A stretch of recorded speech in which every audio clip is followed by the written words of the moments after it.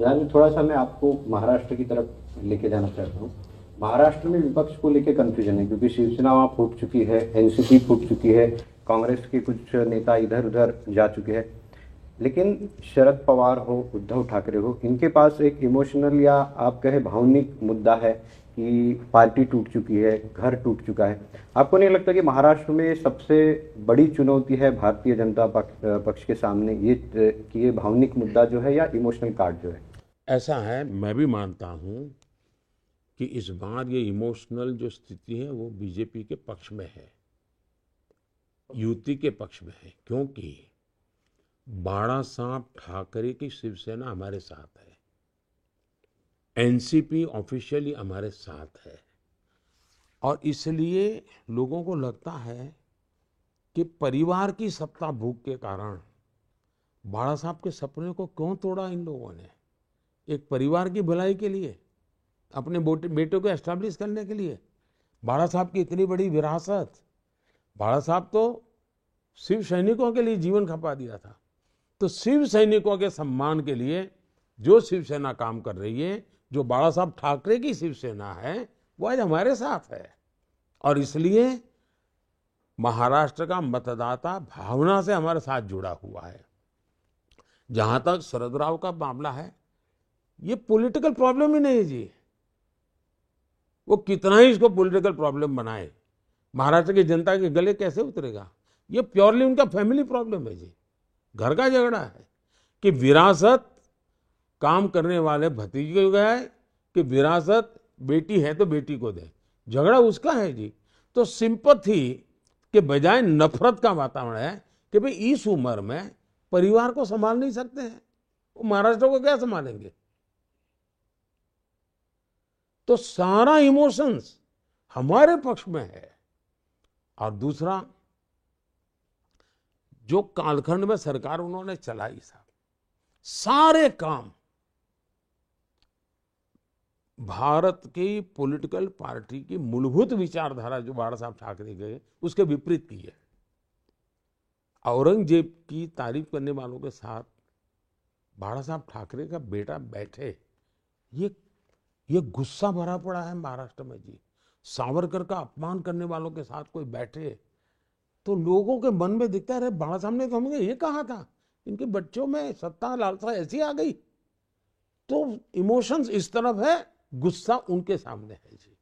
आपने अभी विरासत की बात की। बाला साहब ठाकरे जब थे तब आपके उनके साथ बहुत अच्छे संबंध थे, आप उनका बहुत सम्मान भी करते थे। और मैं तब शिवसेना भी कवर करता था, वो आपके पक्ष में भी खड़े रहते थे। आप अब विरासत की बात कर रहे हैं, तो सवाल ये है कि क्या उद्धव ठाकरे को आप बाला साहब ठाकरे का विरासत का उत्तराधिकारी मानते हैं या नहीं?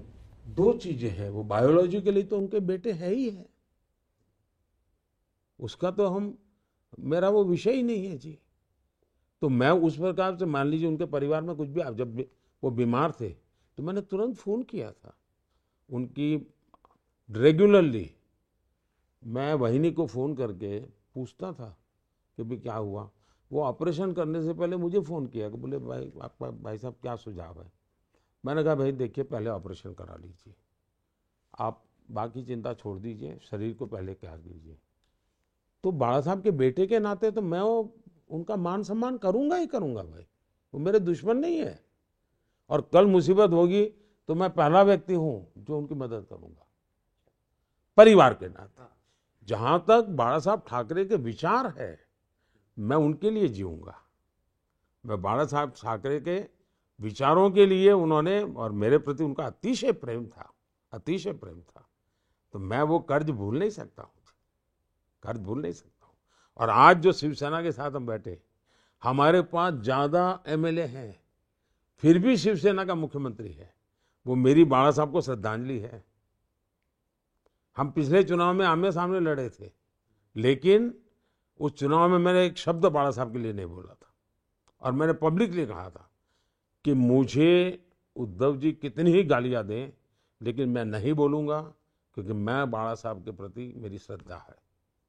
और इसलिए उनकी पारिवारिक क्या समस्या है वो मेरा विषय नहीं है।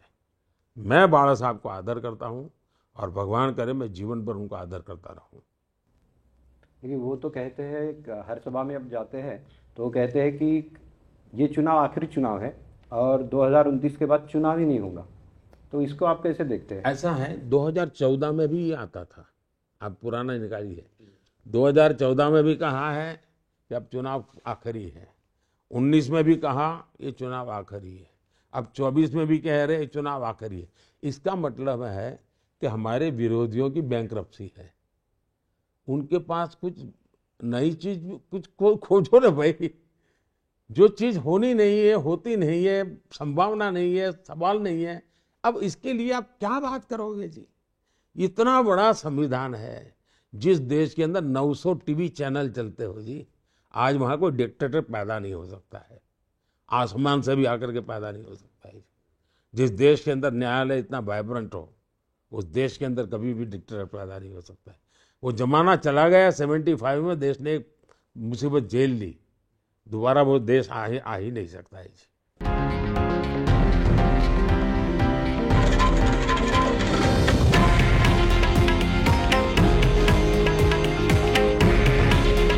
हे आहे देशातील नंबर 1 न्यूज नेटवर्क आणि आपण पाहत आहात TV9 मराठी। काळजी तुमची, हित महाराष्ट्राचं।